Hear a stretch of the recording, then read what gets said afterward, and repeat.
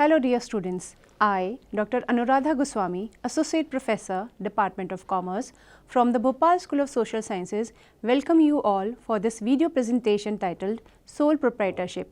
The sub-themes that we will be covering in today's presentation includes introduction, meaning, definition, characteristics, merit and demerits of sole proprietorship.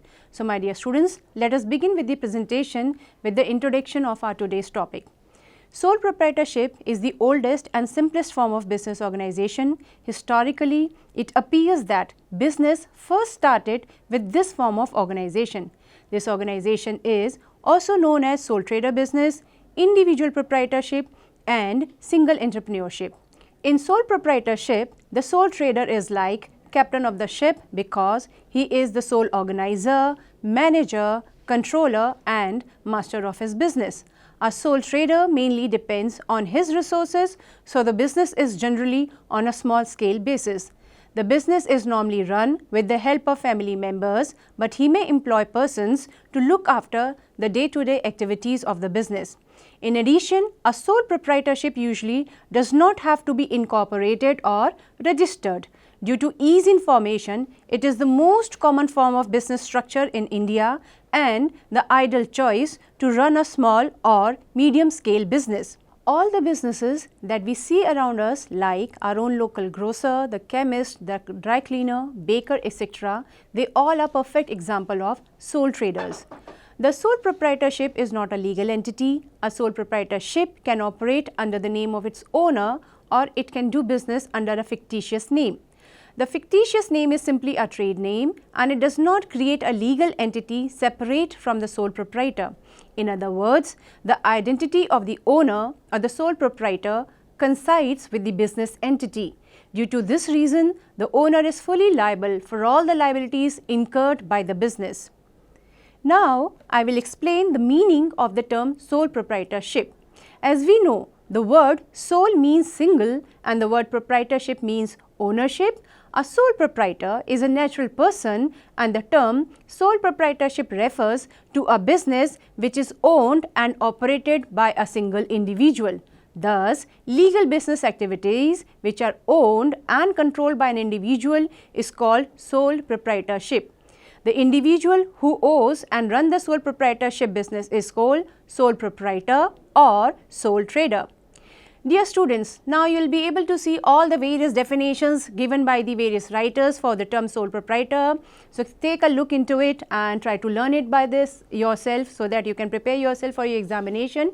Meanwhile, I will just conclude the summary of these definitions which we will be writing in our own words. So, for us, the word sole proprietor can be defined as that a sole proprietorship is a business unit which is controlled by a single person with all authority, responsibility and risk.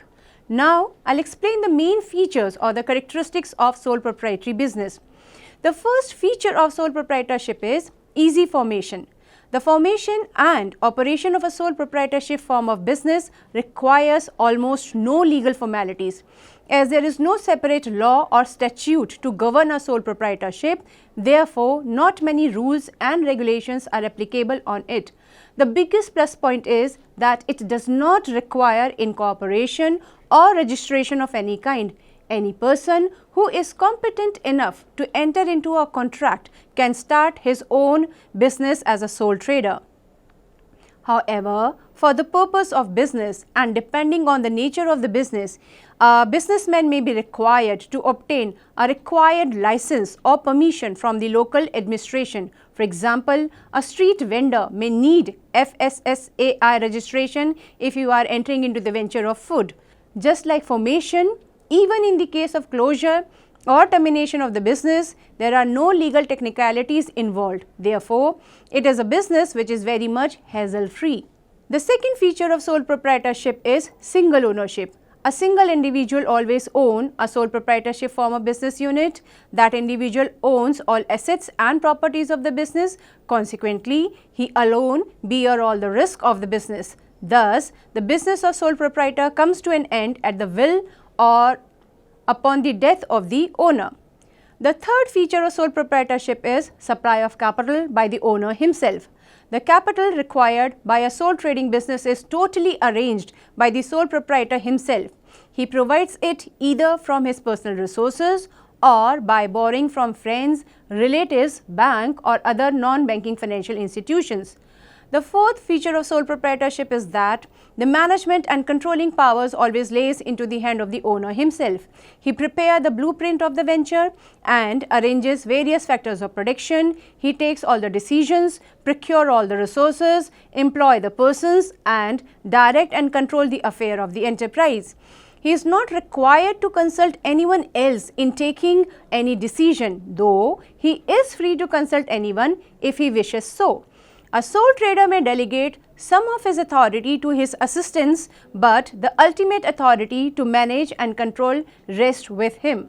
The fifth feature of sole proprietorship is small size of business.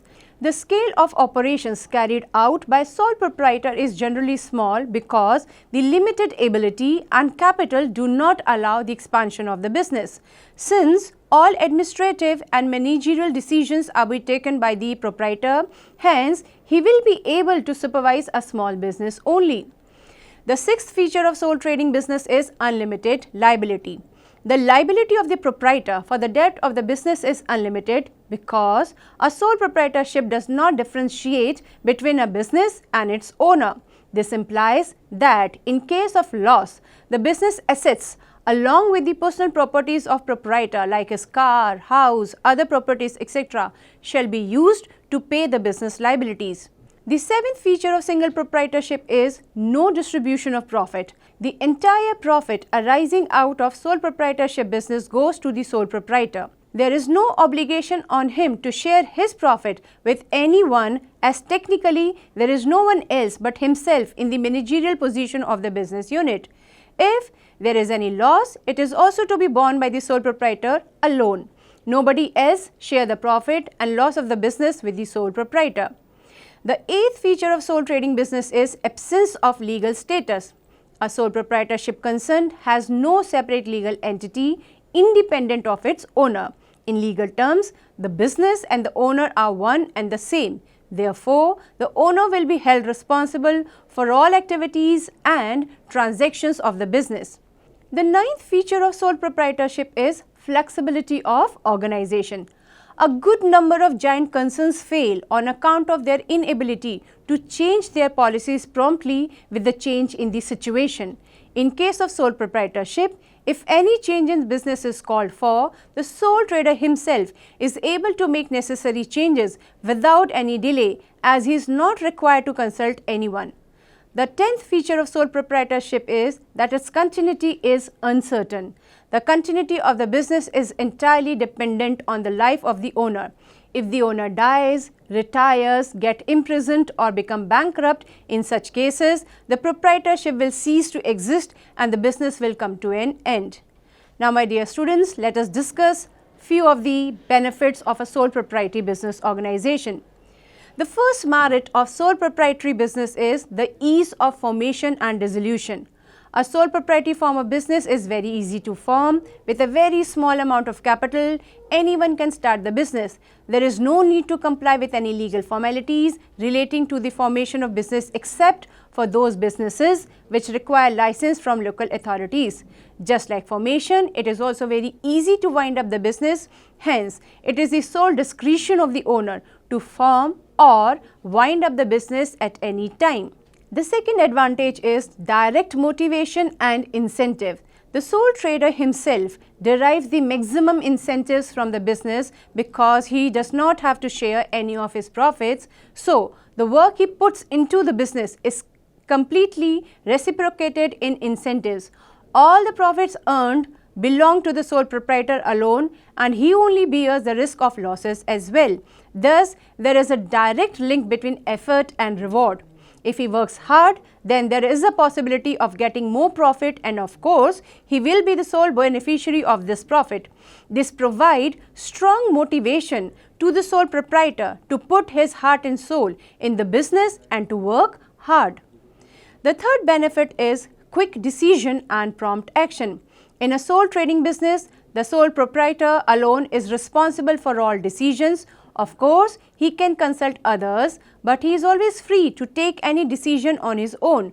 So he will not let any opportunity slip away, as he has a complete control of the entire business and no one else is involved in decision making. This will facilitate quick decisions and prompt action.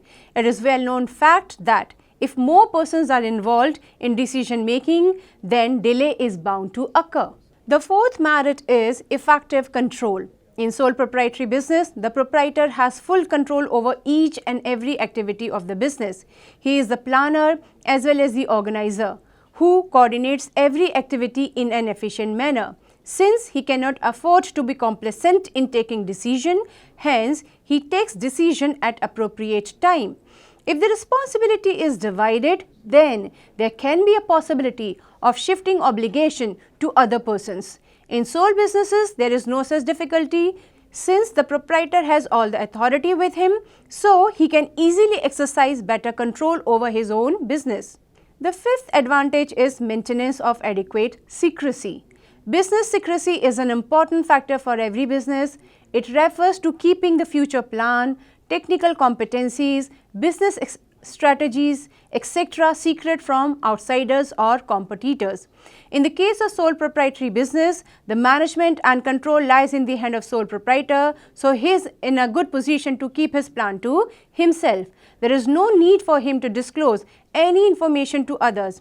Even the law does not require a proprietor to publish his financial account or any other such documents to any member of the public. As a result, there is enough confidentiality, which is very vital for small-scale business units. The sixth merit of sole proprietorship is flexibility of management. The sole proprietor is free to change the nature and scope of business operation as and when required as per his decision.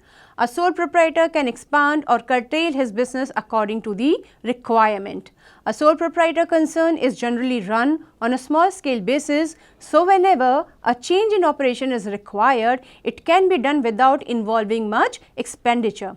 Even if a new line of production is to be taken up, it will not involve much efforts. A small scale concern can adjust its production according to the changing demand pattern. It can increase and decrease its production as per requirement. Moreover, no legal formalities are required for making changes in operation. Because of being flexible in operations, a sole trading concern is most suitable for industries dealing in fashionable and seasonal goods. The seventh advantage of sole proprietorship is minimum cost of management. The sole trader is the owner, manager, and the controller of business. He does not appoint specialists for various functions. He personally supervises various activities and thus he can avoid wastage in the business. He does not create managerial paraphernalia. In this way, managerial costs are saved to a larger extent. The eighth benefit of sole proprietorship is that it encourages self-employment, which is the hour of the need in today's Indian scenario. Sole proprietor form of business organization leads to creation of employment opportunity for people. The sole proprietorship form of organization offers the means of self-employment to those who do not want to serve others. As everyone cannot get a suitable job to earn his livelihood in a developing country like ours, the individual can easily start a small-scale business units as a sole trader. Not only is the owner self-employed, sometimes he can also create job opportunities for others. As we have observed in different shops that there are a number of employees assisting the owner in selling goods to the customers. Thus, it helps in reducing poverty and unemployment in the country. The ninth advantage of sole proprietorship is that it easily accommodates individual taste and fashion. In sole proprietorship, the scale of operation is small. The sole proprietor is always in a position to maintain good personal contact with the customers and employees. Direct contact with employees helps in maintaining close and friendly relation with them and thus business runs smoothly. Direct contact with the customers help him in knowing the taste and preference of the consumers. It enables him to make necessary changes in the quality and design of his products. It will help him to boost his sales. He can also put emphasis on customer services. The 10th advantage is ease in raising funds. An individual entrepreneur is able to create goodwill for his business. This helps him to establish his creditworthiness in the market. Since the liability in sole trading organization is unlimited, the creditor can also have a claim over his private property. The creditor thus feels secure in extending credit to the individual traders. Moreover, sole trader always tries to repay the loan as quickly as possible so that they do not lose goodwill in the market. The 11th benefit is that sole proprietorship is that form of business unit which is socially desirable. One-man business is generally on a small-scale basis. Large number of sole traders have entered all type of businesses. Hence, the consumers are not dependent upon big business houses only. Sole proprietorship business helps in avoiding concentration of wealth and in generating employment opportunities. Now, my dear students, let us focus on few of their limitations of sole trading business units. The first disadvantage of sole proprietorship is limited capacity of an individual.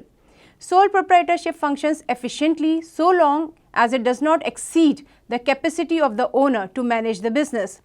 Difficulty of personal supervision and management increases with every extension in the scale of business. With the opening of new branch or department, the task of coordination between them become more difficult for the sole trader. Due to this limited capacity, sole proprietorship business with one-man control cannot grow to a large size. It is rightly stated that one-man control is the best from the point of view of efficiency and profitability, provided that one man is big enough to manage everything by himself. The second demerit of sole trading business is lack of managerial expertise. In the present competitive world, complexity of managerial job is increasing day by day. It would be very unrealistic to assume that a sole proprietor is bestowed with all the required managerial abilities to effectively run the business. A sole proprietor may not be expert in every aspects of management. He may be an expert in administration, planning, etc., but may be poor in marketing. Again, because of limited financial resources, it may not be possible to employ a professional manager. As a result, the business may suffer from mismanagement and poor decisions. Limited managerial capacity will hinder the growth of sole proprietary business. The third drawback of sole proprietorship is limited capital and difficulties of outside finance. In sole proprietary business, it is the owner who arranges the required capital.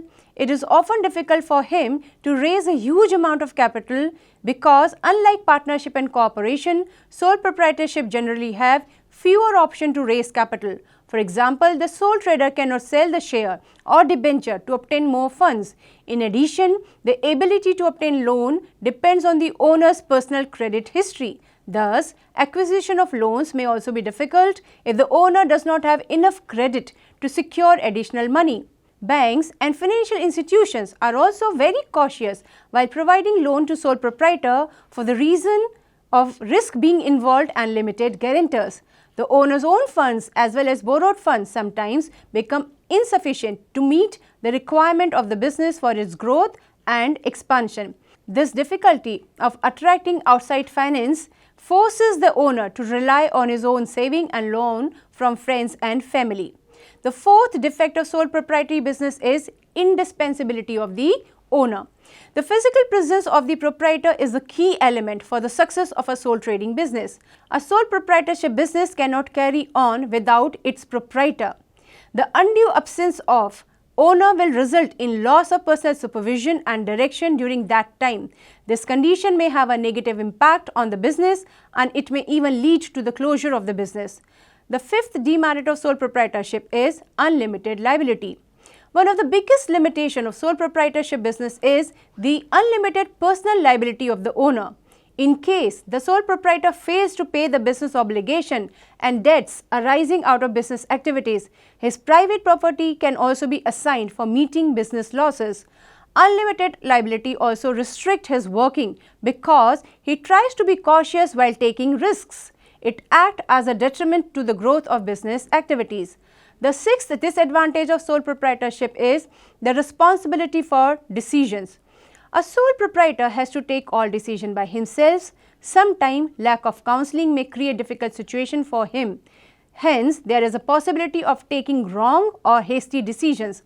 Whatever would be the outcome of such decision, the proprietor has to bear all the responsibilities on his shoulder all alone.